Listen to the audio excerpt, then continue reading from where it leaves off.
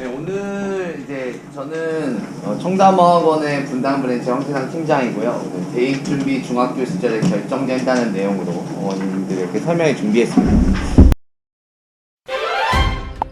조이쌤의 공부 톡톡. 주요 대학은 가톨릭, 건국, 경희, 고려, 국민동국, 서강, 서울, 서울교대, 서울시립대, 성균관대, 세종, 숙명 뭐 해가지고 카이스트, 포스텍, 지스트, 캔테크까지 한국 에너지 공과대학인데 요즘 여기가 좀 핫하죠. 요런 데까지 하면은 한 10% 정도 나와요. 10% 애들 비율에 맞춰서 지금은 이제 재수생 15%에서 25%까지가 재수생인데 그거 따지면은 한 50만 명 정도 시험 보거든요. 여기까지 찍으면 한 5만 명 정도 나와요. 그래서 여기가 주요 대학이고, 주요 대학이라고 제가 정하면은 또 대학 서열화를 조장한다 자꾸 그러시는데, 이게 고등학교 3학년 학생들이 인터넷 강의 사이트가 있어요. 거기 들어가서 애들이 1년 동안 자기 맘대로 강의 듣고 이런 대학에 합격하면 강의료를 환급해줘요. 돈을 돌려줘요. 그러니까 내가 만든 게 아니고 대부분의 지금 시중에 있는 인터넷 강의 사이트들이 제시하는 주요 대학들입니다. 이 학교들은 이렇게 4가지 학생을 선호해요. 성실한 모범생, 자기주도적 학생, 글쓰기 수학 잘하는 학생, 문제풀이 능력이 좋고 똑똑한 학생, 이렇게 4가지 부류의 학생을 선호합니다. 그래서 모범생부터 보면 모범생이 이제 수시 교과 전형인데, 수시 교과 전형은 내신 등급을 보고 뽑습니다. 학교는 보지 않아요. 그냥 내신만, 숫자만 보고 뽑는 거예요. 수능 최저학력 기준이 있어요. 이게 무슨 얘기냐면 시골에 있는 전교 1등이랑 분당에 있는 전교 1등이 똑같이 들어가면 안 되잖아요. 그거를 이제 막아주기 위해서 수능에서 그래도 우리 학교 오려면 이 정도는 받아야 돼 하는 기준을 걸어놔요. 그러니까 내신이 1등급이어도 수능 기준은 좀 절대적인 기준이잖아요. 그걸 통과하지 못하면 떨어져 버립니다.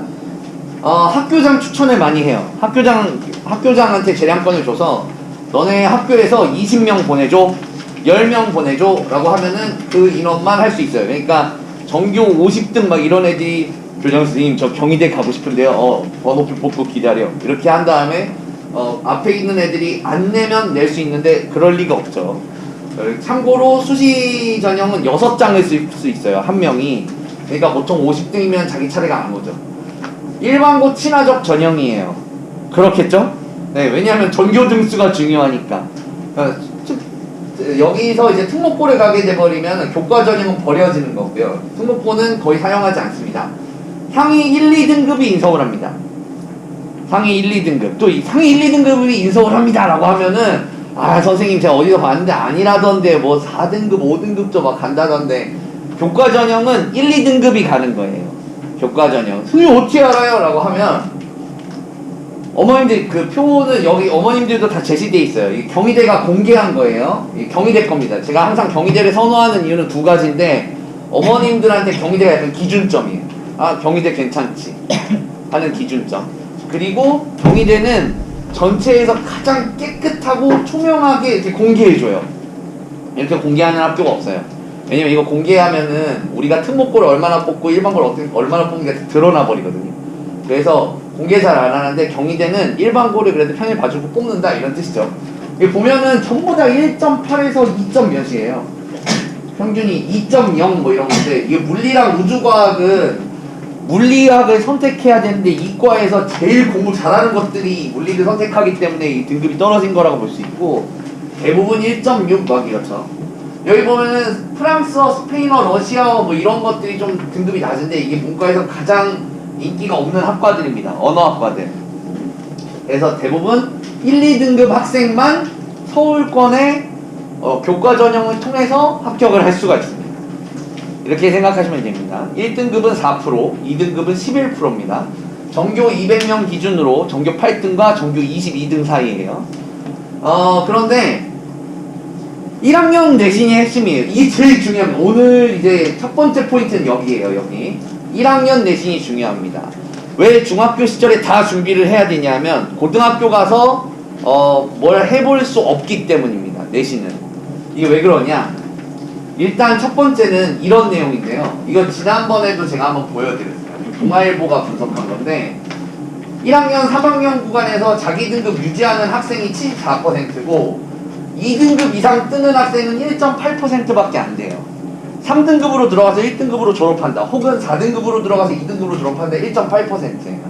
전교 200명 기준으로 2명, 3명 정도밖에 안 되는 거죠. 거의 없어요. 그리고 2학년, 3학년 구간에는 더 심각하죠. 더 안 바뀌어요. 더 안 바뀌는데 0.3%예요. 그러면 이게 상대평가의 묘미죠. 상대평가는 사실은 고등학생들 다 약간 불행하거든요. 왜냐하면 다 열심히 하는데 등급은 다 제자리예요.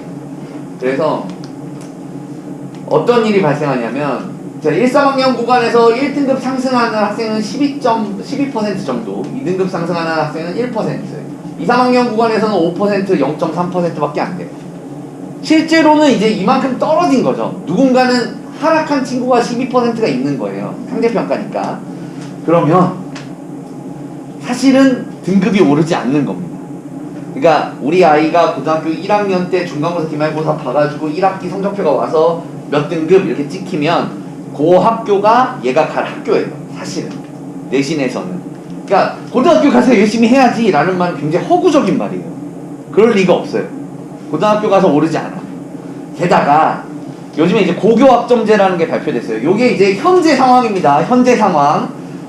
현 중1부터 조금 바뀌는 게 있는데 일단은 고교학점제 얘기부터 해볼게요. 고교학점제 얘기는 뭐냐면 고등학교 1학년 때는 공통과목을 배워요. 국영수사과를 배운다고요? 그런데 2학년, 3학년 때 되면은 일반 선택, 진로 선택을 선택할 수 있어요. 사실 지금도 선택 과목을 해요. 지금도 하고 고교학점제가 완전히 통과되면 2025년, 2026년 되면 완전 더 자유롭게 선택할 수 있어요. 지금도 문제가 뭐가 되냐면 1학년 때 내신이 3등급인 학생이 있어요. 잘하죠. 잘하는 학생입니다. 나름대로 잘하는 학생이에요. 그런데 이 친구가 2학년 때 이과 과목을 선택해가지고 자연계로 빠졌는데 수학이 6등급, 7등급이 나오면 이 친구의 성적이 떨어진 거냐? 혹은 이 친구가 3등급인데 문과 똑같은 학생인데 문과 계열로 선택해서 인문 계열로 가서 거기 가서 2등급, 1등급이 나오면 이 친구가 성적이 올라간 거냐? 라는 문제가 생겨요. 그죠? 이게 모집단이 바뀌는 거예요. 1학년 때는 전교생이 경쟁을 하는데 2학년 때는 그 과목을 선택한 애들만 경쟁을 하잖아요. 그러니까 등급을 믿을 수 없는 상황이 돼요. 이 등급이 오른 건지 내려간 건지 얘가 열심히 하고 있는 건지 아니면 논 건지를 알 수 없어요. 2, 3학년 때 보면은. 게다가 절대평가로 바꿀 수가 있어요. 2, 3학년 때 선택 과목 상황이 너무 안 좋아. 애들이 너무 선택을 안 했어. 그러면 이건 절대평가 해줄게. 혹은 우리 학교에 설치되어 있지 않은 과목을 애들이 자꾸 선택해. 그럼 너 옆 학교 가서 클러스터로 배워와. 근데 그건 절대평가로 해줄게. 혹은 옆 학교에도 없어. 그러면 교육청 가서 클러스터로 배워와. 그건 절대평가로 해줄게. 이런 게 되게 많아요. 학생들이나 학교나 학부모님들이 얼마나 똑똑해. 이걸 다 이용합니다. 절대평가 과목이 자꾸 늘어요. 그러면은 1학년 때는 1등급, 2등급, 3등급인데 2학년 3학년 때 A, B, C 이것만 나와요. A는 25%를 주기 때문에 3등급이면 A를 받을 수 있거든요. 그러니까 이게 오염된 거예요. 성적표가 오염돼 있어. 이거를 어디까지 믿을 수 있는지를 대학이 판단하기 어려워졌습니다. 그래서 대학교는 어떻게 하냐? 여러 가지 방법이 있는데 첫 번째는 야 내신 수치로만 보면 모르겠다. 어떤 애가 잘하는 건지. 그러니까 학생부 다 내 그냥. 그래가지고 얘 몇 명 있는지 너 교과활동 뭐 했는지 수행평가를 뭐 했는지 그냥 다 갖다 내. 이게 종합전형처럼 한다는 거거든요. 요게 서울대의 입장입니다. 서울대 이렇게 뽑아요. 그러니까 서울대는 사실상 교과전형이 없는 거예요. 두 번째는 야 나만 고생하냐? 학교 너네도 좀 뭘 해봐. 그래서 학교에서 10명 내외로 추천해줘. 그래서 학생들 보내줘. 요렇게 하면 학교에서 그냥 선택 과목 잘해가지고 등급 잘 나오는 애들은 빼주겠죠. 이렇게 학교도 이거 실적이잖아요.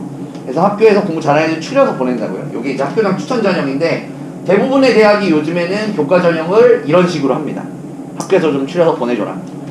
그리고 야 선택 과목 너네 하는 거 내가 보긴 볼게. 보긴 보는데 분리해서 볼게.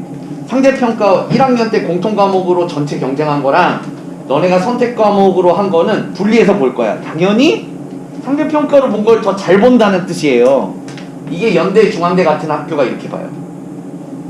그리고 내가 선택하고 그래 내지마. 아 머리 아파. 저리 치워버려. 하는 게 고대 한국외대 이런 학교들입니다. 한마디로 1학년 내신 위주로 보겠다는 겁니다. 그러니까 1학년 내신 말고 2, 3학년 때 공부 열심히 해서 애가 막 커피 쏟아가면서 막 내신 올리고 하는데 엄마 드디어 A를 받았어 라고 하는데 그 A가 어떤 A인지는 아무도 모르는 거예요. 실제로는 별로 쓸모없는 A가 될 확률이 높아요. 그래서 아이들의 실력을 올리고 공부를 열심히 하는 게 요즘에는 중학교 때 이미 벌써 다 만들어져서 올라가야만 대입에 영향을 주게 됩니다. 좀 슬프지만. 게다가 이제 뉴스가 하나 있었어요. 최신 뉴스가 요거 때문에 제가 이제 시작을 한 건데, 이조 교육부 장관께서 사학법을 개정해서 대학 규제를 풀고 고교 개편안을 발표했어요. 이 외고 얘기는 좀 이따 한 번 더 할게요. 자사고랑 외고를 특목고 존치시키겠다. 그러니까 이제 자사고 외고가 없어진다는 얘기는 이제 끝났습니다. 네, 살았어요. 제 설명회를 꾸준히 들어오신 분들은 아시겠지만 제가 이거 예언했습니다. 지지부진하다가 결국 안 할 것 같다. 그리고 문재인 정부가 2025년 일관 전환하는 거 이거 폐기했어요. 이제 그래서 이제 외고는 다 살았습니다. 자사고도 다 살았어요. 그리고 마지막 내신 절대평가 도입을 검토 중이래요. 이게 뭐냐면 대학교에서 이거 어떻게 해야 돼? 상대평가 어떻게 1학년 것만 봐? 이렇게 하니까 그럼 다 절대평가해 그냥 다 ABC로 줘. 이렇게 해버린 겁니다. 아까도 말씀드렸듯이 A는 25%나 줘요. 대학교는 10%인데 변별이 필요하겠죠. 이것 때문에 사실은 조희영 교육감이랑 좀 옥신각신한 게 있었어요. 조희영 교육감이 된다 안 된다 하다가 결국 조희영 교육감이 졌고 얼마 전에 서울시는 절대평가로 전환했습니다. 네. 그래서 이제 절대평가가 되는 거는 기정사실화 됐어요. 누구부터냐면 중학교 1학년 학생부터입니다. 중학교 1학년 학생부터는 고등학교 1학년이 절대평가 할 것 같아요. 선생님 서울인데 경기도는 안 할 수도 있죠. 경기도가 먼저 하려고 하죠. 서울 교육감은 사실은 좀 진보적 성향이 강한 교육감이에요. 조희영 교육감은. 그리고 저희 경기도 교육 인태 교육감은 좀 보수적 성향이 강한 교육감이기 때문에 하려면 먼저 하죠. 이런 거는. 그래서 절대평가를 전환하는 거 곧 될 거다. 경기도도. 그럼 대학교 입장에서는 좀 난감하긴 하죠. 다 절대평가니까. 그러면 어떻게 할 거냐? 수능을 높게 걸면 됩니다. 수능을 잘 보는 애들만 받으면 돼요. 대학교 입장에서는 더 좋아졌어요. 원서비도 벌고 죄송합니다. 혹시 원서비도 벌고 수능으로 변별도 하고 할 수가 있어졌어요. 그래서 최근 뉴스가 이렇게 됐는데 정리는 좀 이따 한 번 더 할 테지만 1학년 내신이 가장 중요하고요. 아직도 중요해요. 절대평가로 변신해도 절차의 모집 단위 경쟁하는 단위에서 더 중요해요. 그리고 사실은 이제 앞으로는 내신보다는 수능 공부가 더 중요해질 가능성이 높아지고 있는 겁니다. 그러면 교과전형 얘기 그만하고 종합전형 얘기 좀 해볼게요. 종합전형은 자기주도적인 학생이에요. 사실은 이게 저희 애들이 많이 해야 될 전형이죠. 수시 종합전형은 내신 성적도 보는데 교내 활동을 봐요. 동아리 활동, 창의체험 활동, 세부 능력 및 특기사항, 교내 대회 이런 것들을 봅니다. 매우 특목고 친화적입니다. 매우. 이게 시작은 이런 모양이 아니었는데 계속 운영을 하다 보니 특목고 친화적이 되어버렸어요. 왜 그러냐면 생각을 해보면 교내 대회가 여기 써있잖아요. 예를 들어 일반고에서 자 우리 교내 대회로 수학 경시 대회 합시다. 과학 실험 대회 합시다. 라고 하면은 일반고는 어차피 수시 대상자가 상위 10% 정도니까 야, 니나 해라. 그리고 아무도 안 해요. 10명, 20명 하는데 무슨 교내 대회야. 이 대회가 일어나질 않아요, 잘. 그래서 누구나 참여할 수 있는 대회를 자꾸 합니다. A4 용지 높이 쌓기, 달걀 5층에서 떨어뜨리기, 종이 비행기 멀리 날리기. 여러분 되게 재밌죠? 근데 이게 실제로 분당 지역 일반고에서 했던 대회들이에요. 네, 용인도 아니고 분당에서. 이렇게 해야만 200명이 참여한다 이거죠. 그래서 이런 것들을 자꾸 하는데 특목고는 사실 대부분이 이전형으로 들어가려고 하는 애들이에요. 그러니까 막 100명, 40명, 50명, 60명 막 참여한다고요. 그래서 뭐 영어 연극 대회, 영어 말하기 대회, 영어 웅변 대회, 지속 가능한 발전에 대한 토론 막 이런 걸 막 한다고요. 이게 비교가 안 되죠. 서류가 비교가 안 돼. 그리고 일반고 1, 2등급이랑 특목고 1에서 5등급이 경쟁하는 건데 실제로 일반고 1, 2등급이 일로 잘 안 와요. 교과 전형이 있잖아요, 얘네는. 그러니까 대부분 특목고 애들이 먹는다. 알고 보면 수시 종합 전형이 어떤 거냐면 성적은 낮지만 포텐셜이 있는 애들을 뽑겠다는 껍데기를 갖고 있어요. 근데 알고 보면 특목고 애들이 들어가는 입시의 통로로 활용되고 있는 게 현실입니다. 인서울에 가는 애들이 특목고 1에서 5등급이 간다고요? 이것도 경희대예요.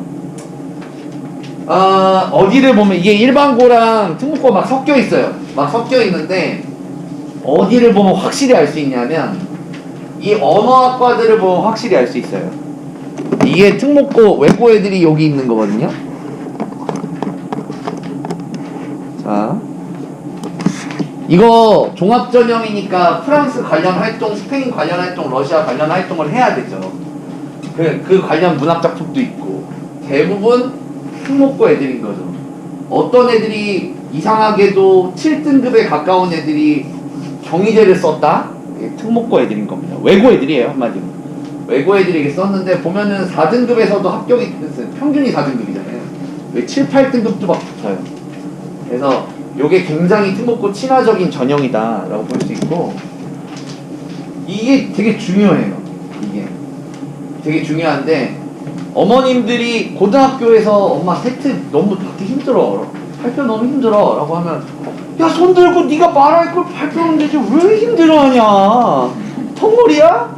입 없어? 말하면 되잖아 라고 하는데 이것도 연습을 해야 돼요. 자기 안에 있는 말을 하는 거, 발표하는 능력, 그리고 프로젝트를 해야 되잖아요. 주어진 주제를 준비를 해가지고 정리도 하고 또 조별 학습을 많이 해야 돼요. 이걸 하려면. 그래서 친구들이랑 주어진 과제를 이렇게 완수도 하고 할당도 받고 또 할당도 해주고 이런 게 다 훈련을 통해 성취되는 겁니다. 그냥 하는 게 아니에요.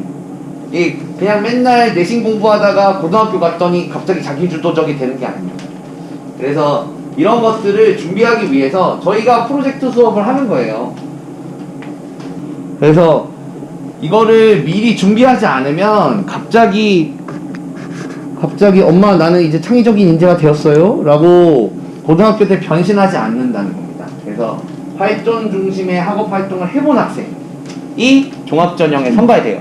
근데 이게 갑자기 고등학교 때는 못해요. 바쁘거든요. 그리고 특목고 입시에 성공해야 돼요. 근데 이거를 고등학교 때 할 수 있는 게 아니죠. 중학교 때 해야 되는 거잖아요. 그래서 특목고 입시에 성공을 해야 종합전형 대상 학생이 될 수가 있습니다. 요게 이제 두 번째 포인트가 되겠어요. 1학년 내신이 중요한 이유, 그리고 특목고 입시에 성공해야만 대학교에 들어갈 수 있다. 이게 여러 어머님들이 중학교 때 학생들을 공부시켜야 되는 이유입니다. 세 번째는 논술 전형이죠. 논술 전형. 논술 전형인데 이것도 그냥 우리 애가 맨날 뭘 써요. 잘 쓰는 것 같아요. 제가 보니까. 괜찮겠죠? 라고 하시는데 이게 아니에요. 이거는 읽기 능력도 같이 필요해요. 읽기 능력과 쓰기 능력이 같이 필요하고 뭐 자연계 궁금하신 분들 많을 것 같아서 자연계도 좀 준비했는데 수학, 과학 문제를 풀어야 돼요. 그리고 수능 최저학력 기준이 높게 걸려 있어요. 일반고는 37이고 특목고는 57인데 사실 뭐 누가 들어가도 상관없습니다. 패자부활전이기 때문에 내신도 별로고 수능도 한 과목 정도 흠이 있어. 두 과목 정도. 뭘 못해. 수학을 못하겠죠 보통. 문과는 수학, 자연은 뭐 과탐이나 국어나 이런 게 잘 안 나오는 애들, 그런 애들이 여기 들어가는 거고 경쟁률이 아주 살벌하게 높습니다. 살벌하게 높은데 논술 전형은 사실 이걸 보여드리는 게 의미가 없어요. 엄청나게 많이 지원하고 뜨문 선발된다가 답이에요. 경희대인데. 그래서 어디에서 선발될지 몰라요. 사실은 누가 글을 잘 쓰고 누가 수학을 잘 풀었냐를 보는 거니까. 글을 어떻게 쓰냐면 논술 전형 어떻게 나오는지 보여드릴게요. 이게 경쟁률이에요. 경쟁률을 보면 110 몇 대 1이 다 나와 있죠. 100대 1. 보통 수시 전형에서 30대 1이 넘으면은 경쟁률이 높다라고 말해요. 근데 100대 1, 90대 1이 대부분이에요. 그러니까 사실 이 신의 영역이죠.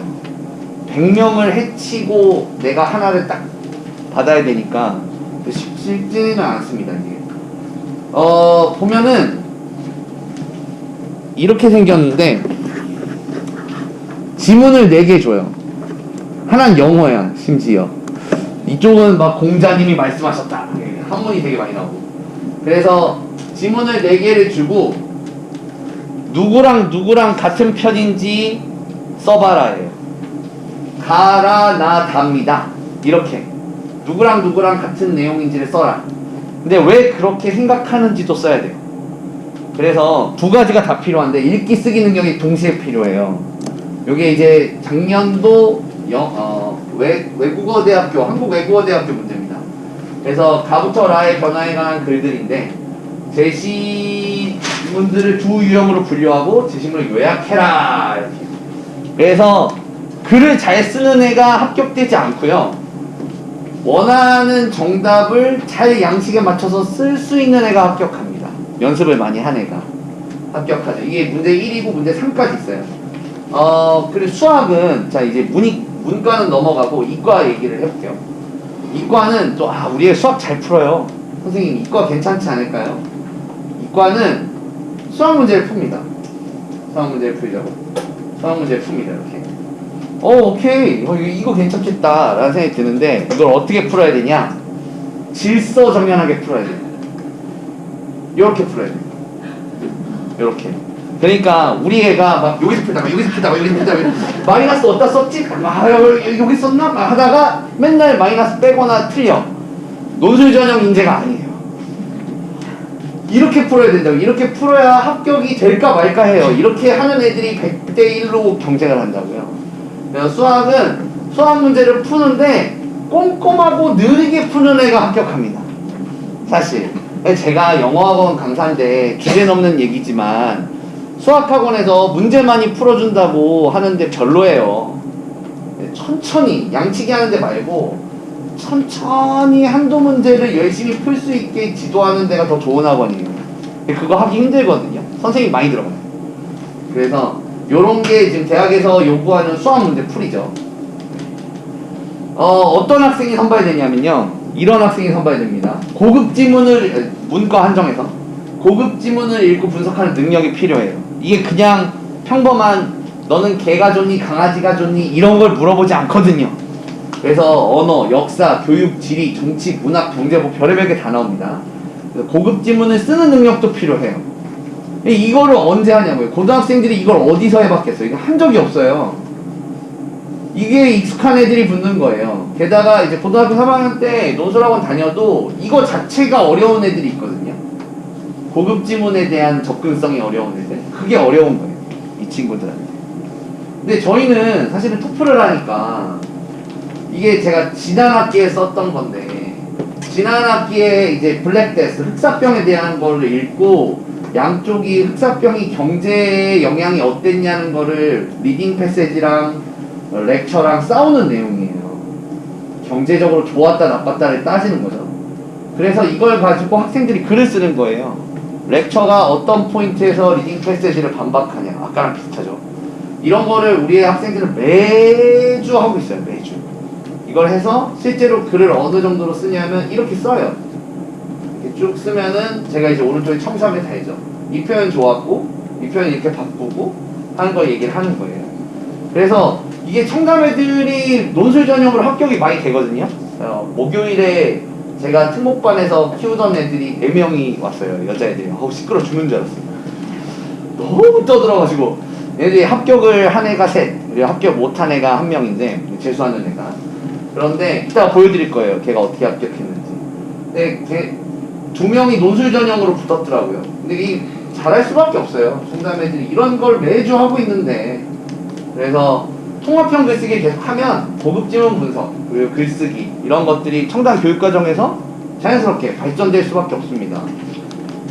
그러면 이제 다음으로 정시를 좀 볼게요. 정시 수능이죠, 수능. 어머님들이랑 제가 대학 갔던 방식. 제일 편한 방식. 여기도 변화가 많아요. 수능은 국영수 사과를 다 보는 거죠. 이 문과는 사회, 이과는 과탐. 물론 요즘엔 이걸 크로스할 수 있는데 크로스하는 학생은 많이 없어요. 네, 그리고 N수생 친화적이에요. 이게 중요합니다. 재학생 친화적 말고 고3 말고 재수생, 3수생, 4수생이 굉장히 좋죠. 사교육 친화적이에요. 이게 제가 사교육자라서 얘기하는 게 아니에요. 저희 수능 안 하잖아요. 사교육 친화적이에요. 학원이 많은 동네 학교들이 스코어가 압도적으로 좋습니다. 그래서 사교육 친화적이에요. 학교에서 할 수 있는 건 한계가 있어요. 요거는 과목별로 85점 정도는 받아야 됩니다. 각 과목별로 85점 정도 받아야 인서울대학교 안정권이고, 요것도 다 공개돼 있어요. 경희대 정시합격선인데 평균이 85 정도에서 다 되거든요. 85. 그래서 대부분 요 정도 점수를 받고 가는데, 이게 문과를 보면 문과 애들이 어떤 상태인지를 보실 수가 있어요. 경희대면 공부를 잘하는 애들이잖아요. 근데 문과 애들이 평균은 85인데 수학이 70점대가 많아요. 그러니까 문과는 수학을 진짜 못하는 거예요. 수학은 진짜 못하는 상태인데 평균 85를 받으려니까 이제 국어가 거의 만점이죠. 얼마나 힘든 건데, 이거 96 이런 거는 진짜 정상인이 아니에요. 진짜 잘하는 거예요. 탐구 82 이런 것도 엄청 높은 거예요. 이런 거 88 이런 것도 엄청 높아. 이거 항의구나.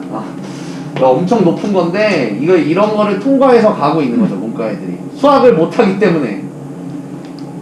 이과 애들은 좀 고르게 받죠. 그래도 평균 85긴 한데 고르게 받아요. 이게 올해 수능이에요. 2023년 수능에서 34번 문제인데 오답률 1위예요. 83%의 오답률을 갖고 있어요. 선지가 5개잖아요. 한 번으로 찍으면 20%거든요. 근데 17%가 맞춘 거예요. 이게 현재 수능의 현 주소입니다. 얼마나 낚시질들을 잘하는지 찍은 게 더 낫게 만들어놨어요. 풀면은 무조건 오답을 고를 확률이 높게 이렇게 되는데, 이 이유가 있어요. 보면은 문장이 5개밖에 없어요. 다 이렇게 5문장으로 구성되어 있어요. 여기까지 통과하는데 5문장밖에 없어. 그리고 첫 줄을 한국말로 제가 바꿔놓은 거거든요. 한국말로 봐도 읽기가 싫어요. 우리는 우리의 의식을 현재, 과거, 미래로 분리하는 것이 허구이며 또한 이상하게도 자기 지시적인 틀이라는 것을 이해했는데, 여러분의 현재는 여러분의 어머니 미래의 일부였고 여러분의 자녀의 과거는 여러분 현재의 일부일 것이라는 것이다. 뭐야 이게? 국어로도 못 풀겠다. 이런 문제를 내는 겁니다. 이런 문제. 이게 실제로는 기후 환경에 대한 내용이에요. 근데 이런 문제를 실제 제가 어머님들한테 겁주려고 이상한 문제 뽑아서 하는 게 아니라 올해 수능 34번이라고요. 이게 그냥 나오는 문제인데 이런 식으로 돼요. 문제를 이렇게 내서 아이들이 수능에서 어려워하는 거예요. 문제 너무 어렵죠. 근데 이걸 푸는 방식이 있어요. 수능을 잘 보려면. 지난번 설명해 오신 분들은 그걸 기억하실 거예요. 제가 조정식 선생님이 제너럴이라는 단어를 설명하는 걸 보여드리면서 요즘 수능은 번역 중심이 아니고 언어가 무슨 의미인지 그 감각 중심이다. 보면은 문제풀이 경험이 일단 많아야 돼요. 문제를 많이 풀어봐야 돼요. 그리고 영어를 언어로 이해해야 돼요. 영어가 언어로 이해돼야만 수능을 건드릴 수 있어요. 저거를 한국말로 바꾸기 시작하면 우리 아이들 머릿속에 이게 들어가는 거예요. 이걸로는 문제를 못 풀어요. 이 해설지가 머릿속에 들어오면 나 해설 잘하지 라고 하는데 답은 틀리게 되는 거예요. 언어로 이해해야 돼요. 언어로. 그래서 고급 지문을 일단 많이 읽어봐야 돼요. 이렇게 언어로 돼 있는 지문을. 이 토플 같은 걸 계속 해줘야 되는데 이렇게 긴 지문, 이것도 기후 환경에 대한 거예요. 이런 것들을 계속 풀어줘야만 수능에 적응을 할 수가 있어요. 모의고사 백날 푼다고 해서 모의고사 점수가 오르는 게 아니에요. 모의고사보다 더 상회하는 난이도에 이렇게 긴 지문을 자꾸 읽어보고 이 단어를 모르는 채로 자꾸 읽어봐야 돼요. 모르는 게 많아도. 그리고 이따가 이건 한 번 더 얘기할 겁니다. 근데 이게 첫 문장이잖아요. 이거를 첫 문장인데 어머님도 언젠가는 우리 학원을 안 다니겠죠. 그리고 아이가 숙제할 때 어머님들이 좀 보시기도 하겠죠. 이런 학원이 좋지 않다는 걸 미리 말씀드리겠습니다. 특히 고등학교 수능 공부를 하는 학원에서. 야, 여기 대 있잖아. 여기 접속사야. 이거 끊어줘. 그 다음에 the segregation of our consciousness into present, past, and future. 여기까지 밑줄고 여기까지 주어야 주어. 야, 그래서 이게 주어가 길어가지고 있잖아. segregation이 주어라서 is를 동사 단수로 받는 거야. 그래서 이게 보스는 보스 A and B 동그라미 쳐. 그렇게 해서 요거랑 똑같다는 거야. 요렇게 풀면 일단 시간이 없어요.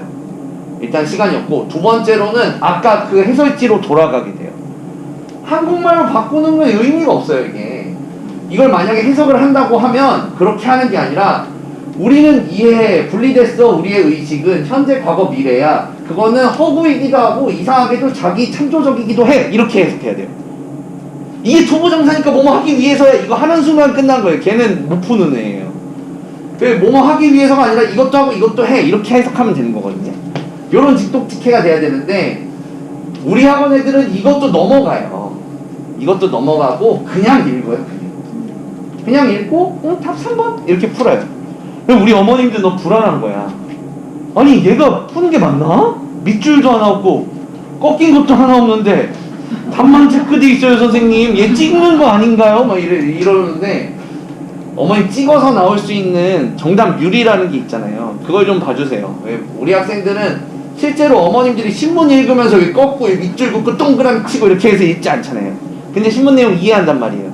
그렇게처럼 아이들이 영어를 언어로 이해하기 때문에 그게 가능한 거예요. 그냥 읽고 문제 푸는 게. 그리고 이 친구들이 이제 토플 유형을 통해서 고급 지문도 많이 읽어보고 영어를 그 자체로 이해하고 풀이하는 그 문제풀이 능력을 갖춘 애들만 수능에서 살아남을 수가 있어요. 이게 한글로 자꾸 바뀌거나 아니면 왔다 갔다 하면서 문장을 분석하고 있거나 아니면은 이거를 번역하고 있거나 하는 순간 수능은 굉장히 멀어지게 됩니다. 정리를 좀 해드리려고. 너무 길잖아요, 그죠? 4개. 오늘 주요 내용은 이거예요. 수시 교과 전형은 1학년이 중요합니다. 고등학교 시절은 성적 상승이 안 돼요. 절대평가로 전환되면 내신 변별력은 좀 떨어지고 수능 최저 변별력이 올라갈 예정입니다. 그리고 종합전형은 최상위권 학생들의 싸움이죠. 그리고 4등급 이하는 기회가 없어요. 어이구, 죄송해요. 4등급 이하는 기회가 없어요. 그리고 특목고 입시가 가장 중요합니다. 특목고에 꼭 가야 돼요. 이걸로 가려면. 논술 전형은 고급 논술, 고급 독해가 필요하고 수학 경우는 꼼꼼한 수학 문제 풀이 능력이 필요해요. 그리고 사실상 패자부활전이고 경쟁률이 매우 높다. 정시 전형은 학원 의존도가 매우 높고요. 선발 비율이 늘고 있습니다. 이걸로 뽑는 걸 대학이 좀 선호해요. 그리고 N수생들이 굉장히 강세죠. 사실은 이제 좀 이따도 말씀드리겠지만 우리 아이가 재수를 한다 그러면 옛날에는 이놈 새끼 공부를 할 때는 안 하고 이놈 새끼 막 이렇게 얘기를 해야 되는데 지금은 우리 아이가 재수를 한다라고 하면 야, 너 공부 열심히 했구나 라고 생각을 해야 돼요. 왜냐하면 관련 어머님들이 계실 것 같아서 좀 조심스럽긴 하지만 지방대에서 지방대에 옮기려고 재수하는 학생은 잘 없어요.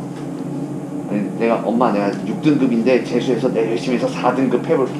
그러면은 그냥 6등급 대학에 가 임마 이렇게 하시면 되는 거예요. 근데 보통은 막 7점 차이로 연세대 떨어지고 경희대 간 친구 그러면 막 아른거릴 거 아니에요.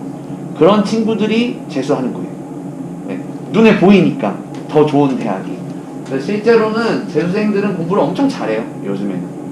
그래서 재수생 비율의 25%가 수학에서 1, 2등급을 받거든요. 그러니까 엄청 잘하는 거예요. 옛날이랑 다르다 재수에 대해.